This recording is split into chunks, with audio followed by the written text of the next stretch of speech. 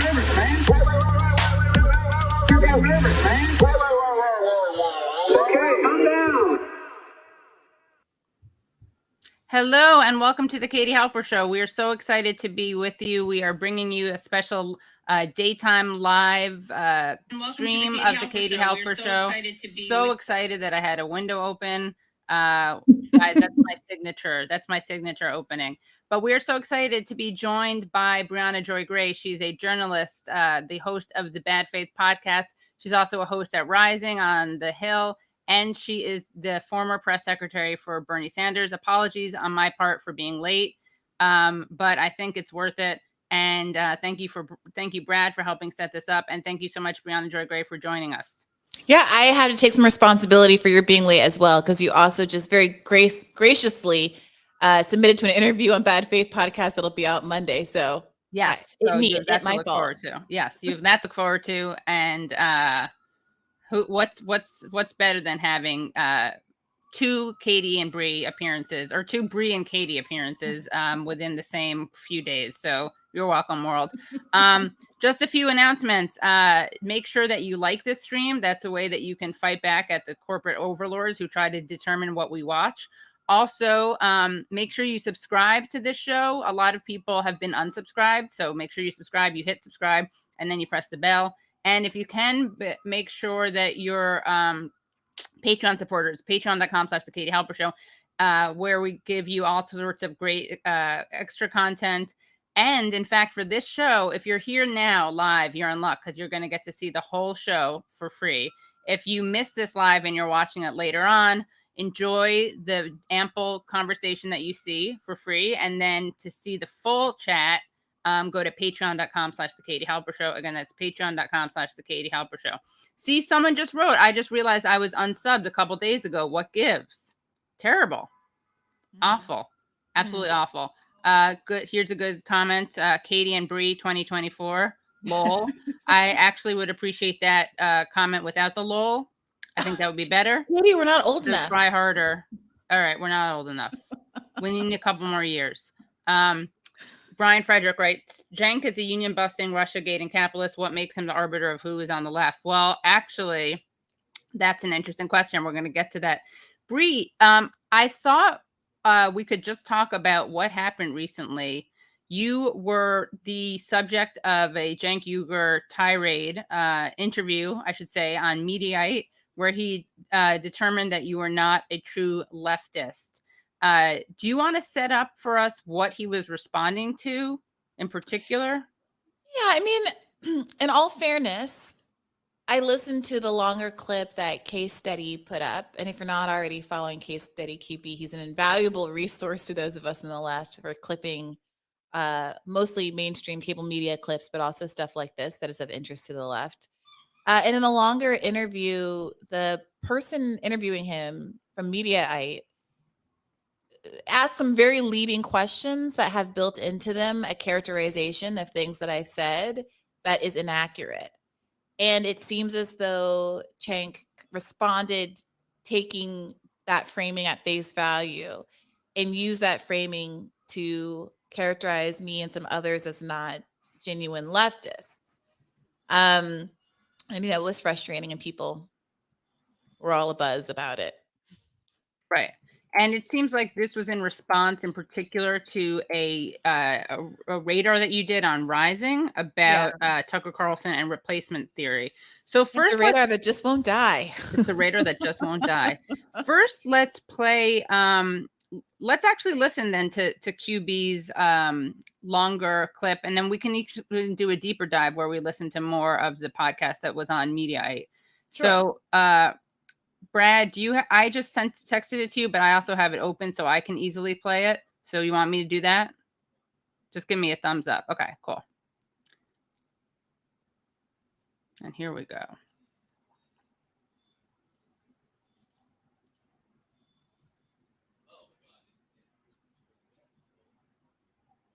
Okay. I'm the founder, I'm the CEO of it. So, and okay, here we go. I'm going to mute myself, right? Brad, I should mute myself.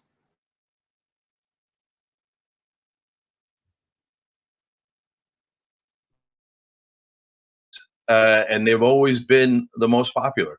And in terms of why YouTube was the home in the beginning is because they were the first, and they've always been the most popular. And part of the reason for that is they're really, really not biased.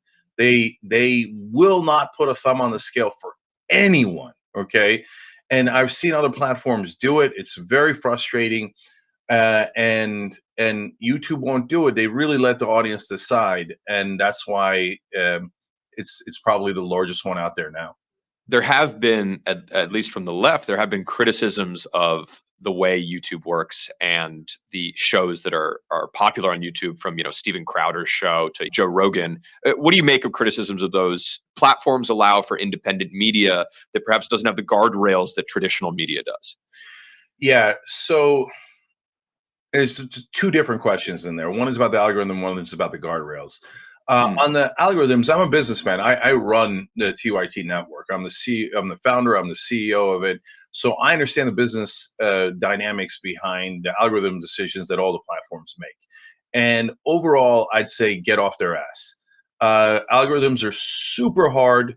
And so if you set it a certain way, it advantages old shows, and we want that because we're the oldest show on YouTube. Right. Is if you set the algorithm in a different way, it advantages new shows, which is, by the way, where they are now. That's why, people think it's just a matter of popularity. And honestly, popularity has a huge part to play. The characters have a huge part to play, but the algorithm has an enormous part to play as well. So when they switched the algorithm, for example, on YouTube to favor new shows, that gave Crowder a huge advantage he was not aware of, right? Because he was a newer show, and that's okay. That's life, okay? And they got to make those business decisions. And to the people on the left that are complaining about those algorithms, it is what it is. You either win or you lose. So get in the game and figure out what the algorithm is and win it. If you don't, you're just going to sit on the sideline and cry, and that's not going to help anybody, okay? So I don't give a damn what the algorithm is. We'll beat Crowder. We'll beat all of them. And I'm not even a tiny bit worried about the Ben Shapiros and the right wings of the world. There's no question we're going to beat them all, and fairly easily by that.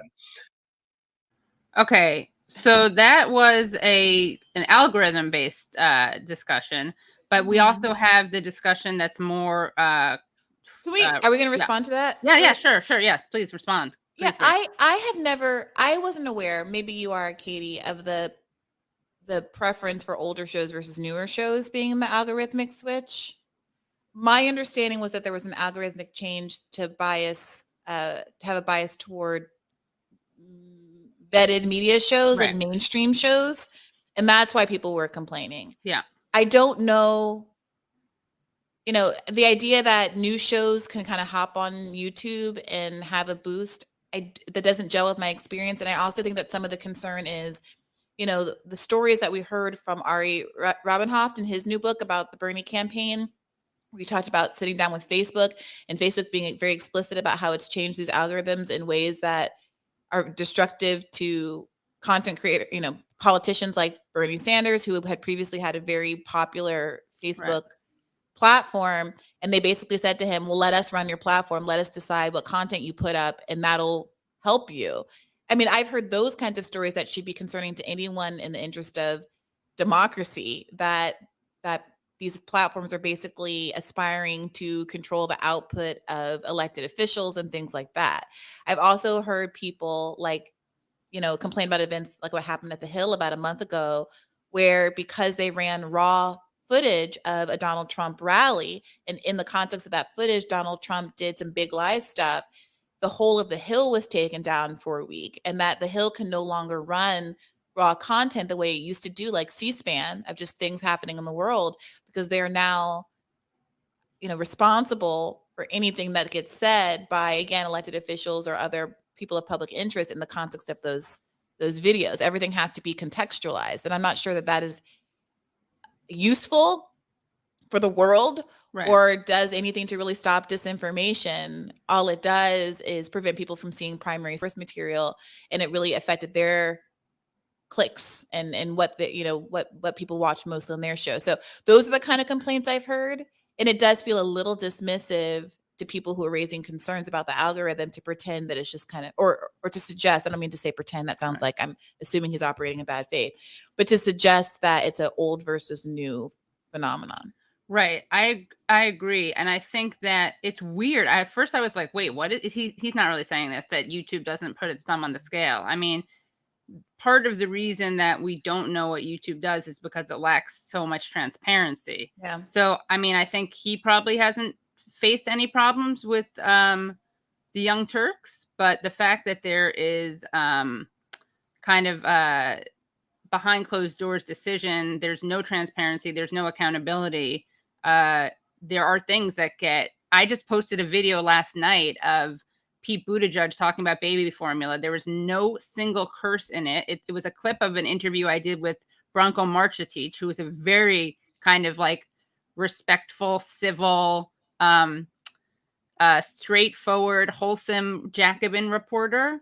There was nothing that was said, and it was like limited ads. Why? Why was it limited ads, for instance? Why was my abortion stream limited ads? So I think it's easy. And also their big channels have like people at YouTube that they can reach out to and talk to. So I'm positive that the Young Turks has that.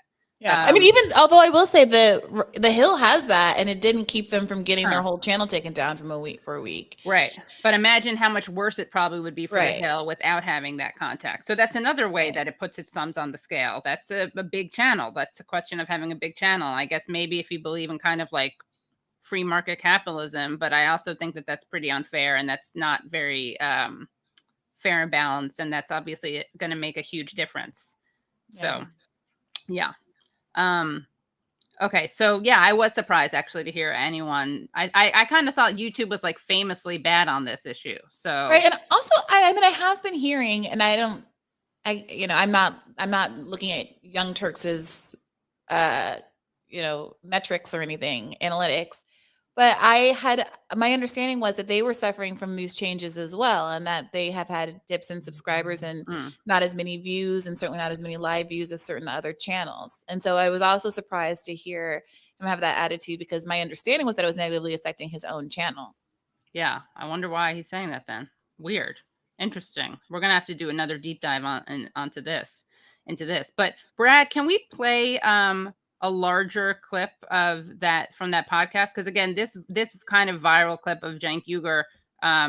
First, let's play the Cenk Uygur clip that was tweeted out by Mediaite, so we have a sense of what people have been responding to and what people heard. Then we'll play the longer podcast clip.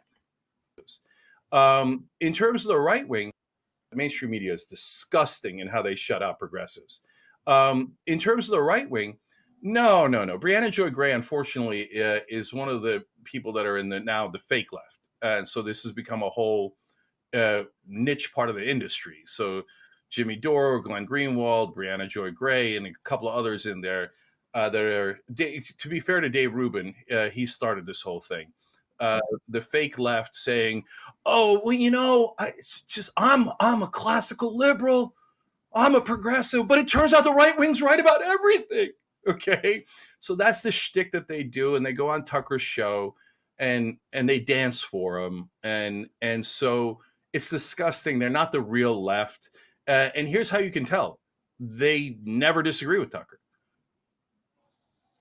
So, would you like to respond to that? How many times have you danced for Tucker Carlson? By the way, I've never been on Tucker Carlson's show, so I'm not sure what that's about. What? You've never been on it or danced for I've him? never been on Fox News ever, if actually. So what did you think when you heard that? I don't know. Like I'm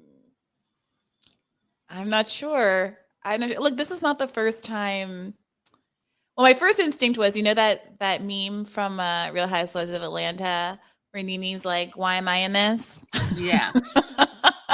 That was my first thought. Why am I in this? Because people make the criticisms that they want to make about the takes that people have, but it doesn't really feel like there's much there to accuse me of, to be honest. It does feel a little like he might have heard about my Tucker radar and made some presumptions, like so many people did on the internet, about what it was about. It was, to be clear, a radar that was critical of Tucker Carlson and replacement theory that I did after a white supremacist went into a grocery store with the intent of killing Black people and did. And it was a radar which opened with a recitation of the names of the people who were killed in that. And it is kind of galling to me that so many people feel inclined to suggest that I am not principally invested in raising the flag and condemning and defeating white supremacy in the United States of America. But The that American aside, skin in the game there. that aside, I mean, I just the ease with which all of these people who were not the target of that attack are willing to tell me that I must not care or I'm not sufficiently invested in white supremacy is always just a real fun time for me. But all of that aside, like it was very clear that, people who were mad didn't listen to the radar. And it sounds like maybe Cenk was misled in the context of the interview or more broadly than that about what that was about. And thinks that for some reason I am a big fan of Tucker Carlson. Right.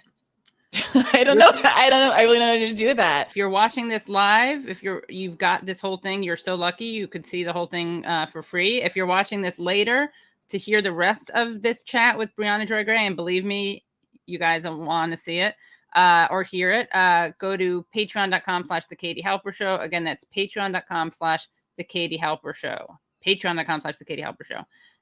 Brie, we love you. We're so grateful for your time. Stay strong. Keep the faith, as you like to say. I appreciate you, Katie. Right back at you. Thank you. Everyone, like the stream, share the stream, subscribe. Make sure you shared, liked, and subscribed, okay? And we will see you Tuesday. And thanks again. Thanks so much, Brad, for helping out with this. This was kind of last minute. So thank you all for coming. Thanks for your patience with the time. And see you Tuesday. Make sure you, again, like, subscribe, join the Patreon if you can. And that's it. Signing off.